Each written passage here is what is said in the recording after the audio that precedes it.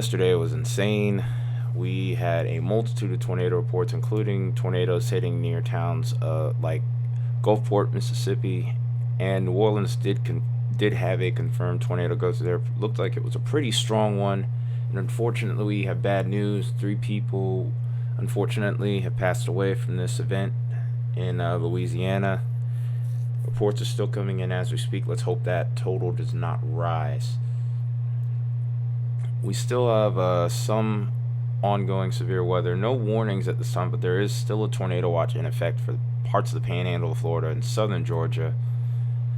I do think the tornado threat is starting to diminish, so this may hopefully be the last watch.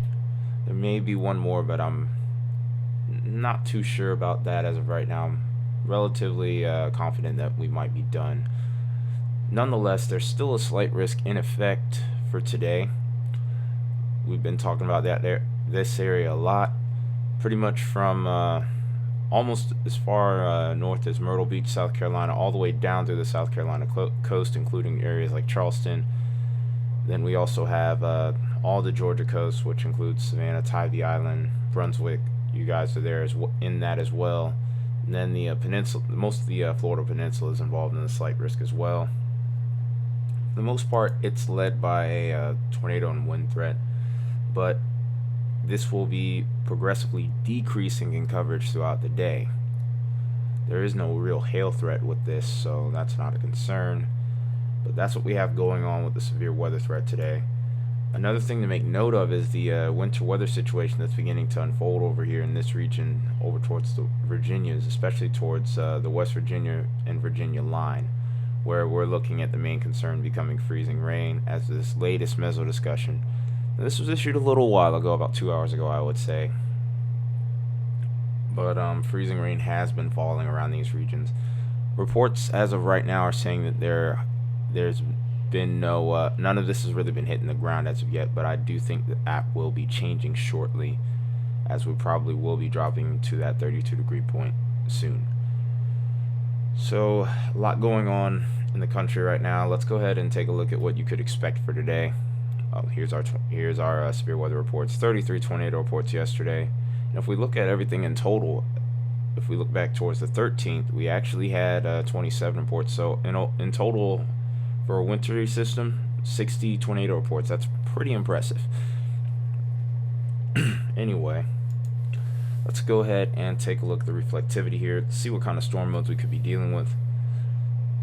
For the most part, the supercell threat has diminished greatly compared to yesterday, but some supercells are still possible here. You can see it here.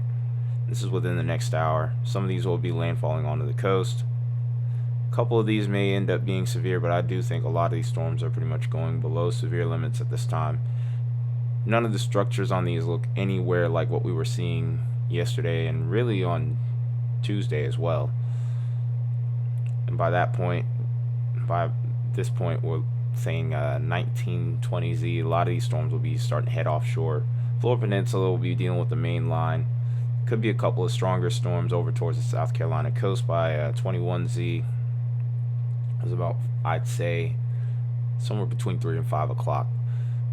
But once we get to about 7 o'clock, most of the coverage is done for. Maybe towards South Florida, there's a little bit of active weather, but for the most part, I think those will just be your garden variety thunderstorms. Could get a strong wind gust out of that, but beyond that, nothing really going there. Once we start heading into the overnight hours, I think we're pretty much done at this point. A couple of scattered showers towards far southern Florida, but other than that, I think the severe weather threat will be finished. Let's jump over to the Midwest here, where we're still expecting significant snow. And here's our snow shield still ongoing over Wisconsin and parts of Minnesota. Do have a little bit of freezing rain going on there, but that will be decreasing coverage throughout the day. The snow shield pushes its way back to the west, and then we get most of Minnesota covered in that. Minneapolis, you're definitely in there as well. This stretches back a little further to the west on the eastern parts of the Dakotas, and then this will kind of circulate around a little bit and then run out of steam probably late tomorrow, probably mid-afternoon, I would say. let's switch over to the Northeast now and take a look at the freezing rain situation. This is where the greatest concern for freezing precipitation is right now. We're starting out as mostly freezing rain and sleet, but as we go through the day, that cold air will start to circulate in, and we eventually will end up getting snow, and a lot of places look like they're going to be getting heavy snow.